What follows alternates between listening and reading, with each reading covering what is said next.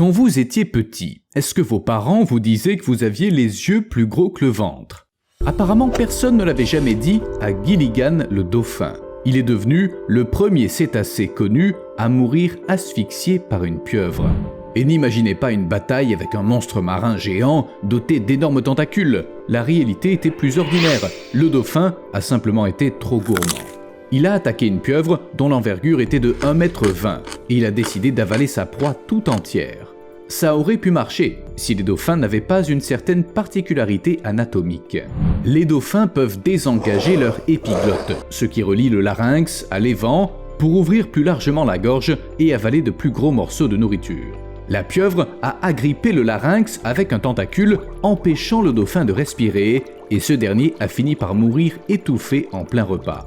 Et bien que la proie elle-même fût sans doute morte, ses tentacules continuaient à maintenir le larynx dans une poigne de fer. Donc, on peut dire que la pieuvre a quand même remporté la bataille. Mais comment ça a pu se produire? Je veux dire, les dauphins ignorent ce dont les pieuvres sont capables? Non, ils le savent très bien.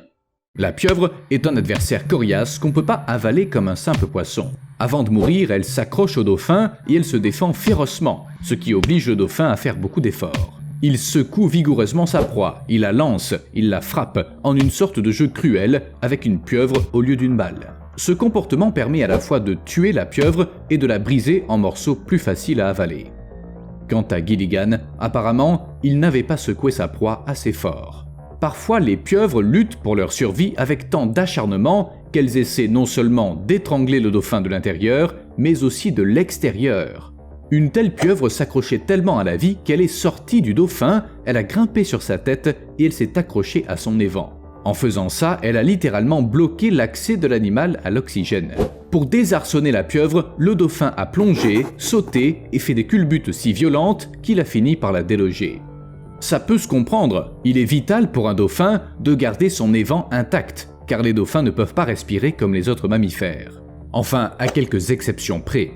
En 2016, au large de la Nouvelle-Zélande, on a trouvé un dauphin d'Hector qui avait appris à respirer par la bouche. Les biologistes ont d'abord remarqué que ce dauphin adulte faisait surface d'une manière inhabituelle par rapport aux autres membres du groupe. Il levait la tête plus haut que nécessaire. Les scientifiques ont alors réalisé que l'évent du dauphin ne fonctionnait pas bien. Peut-être qu'il était blessé ou que c'était un problème de développement. Quoi qu'il en soit, l'animal avait refusé de mourir par suffocation et, aussi incroyable que ça puisse paraître, il avait appris à retirer son larynx de l'œsophage afin de respirer par la bouche. C'est tout simplement incroyable. J'ignore combien de temps il a fallu à ce dauphin pour s'adapter à son nouveau mode de vie. Mais si son évent avait été endommagé à la suite d'un traumatisme, des orques en étaient sûrement responsables. Les orques n'hésitent pas à manger des dauphins. L'orque est le seul prédateur qui tue et dévore régulièrement des dauphins de Gill au large des côtes de la Colombie-Britannique et de l'État de Washington. Pourtant, les dauphins sont agiles, rapides et intelligents. Ils se déplacent aisément dans l'eau. Ils échappent aux prédateurs avec une étonnante dextérité. En bref, c'est pas les proies les plus faciles à attraper.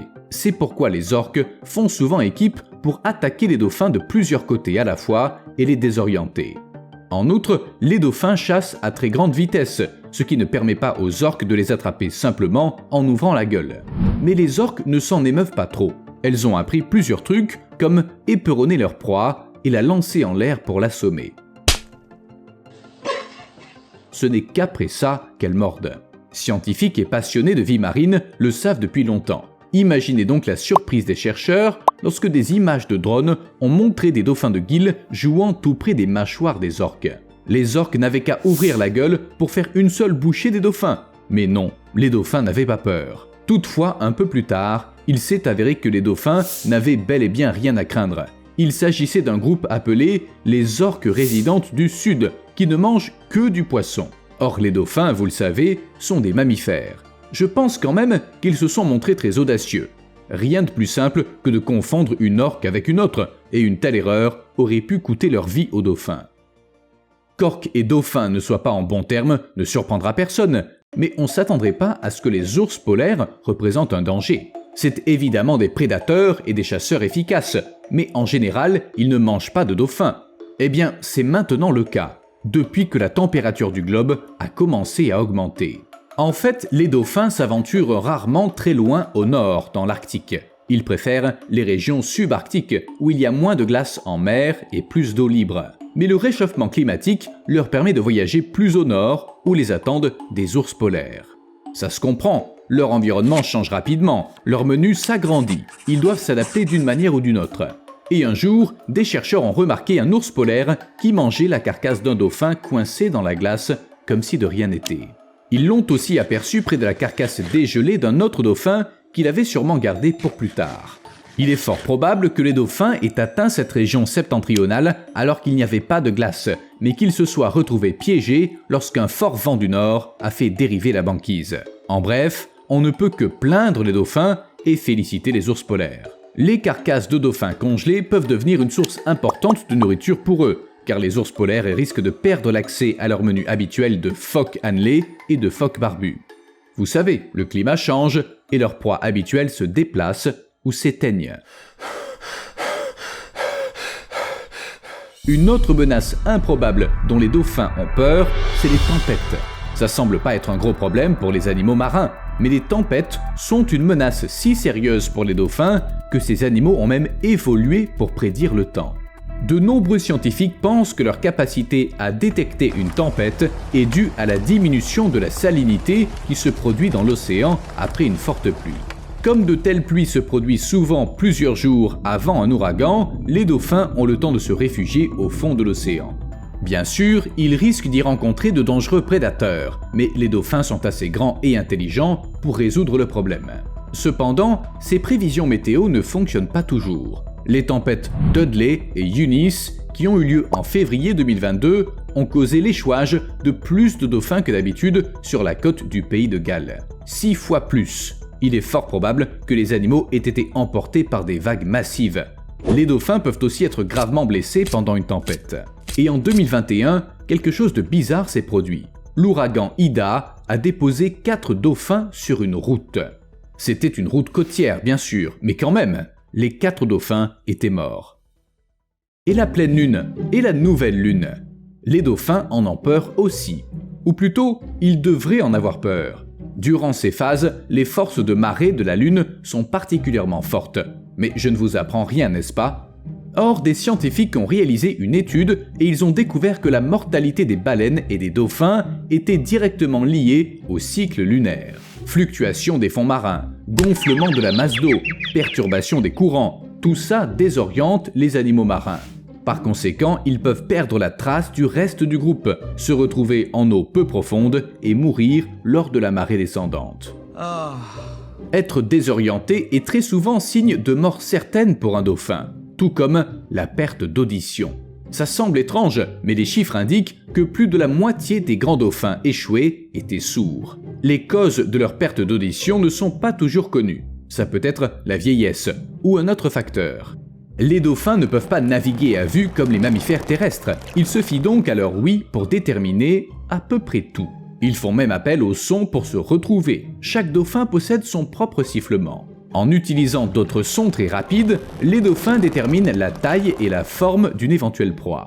Et si les animaux émettent des sons, mais qu'ils ne peuvent pas entendre leur écho, ils ne peuvent tout simplement pas se repérer dans l'espace. Et ils meurent, par exemple, de se retrouver au mauvais endroit. Naturellement, si l'océan devient trop bruyant, ça perturbe aussi les dauphins. Ils ont évolué pour se repérer à une époque où les seules sources de sons forts sous l'eau étaient les orages ou des événements exceptionnels comme les éruptions volcaniques.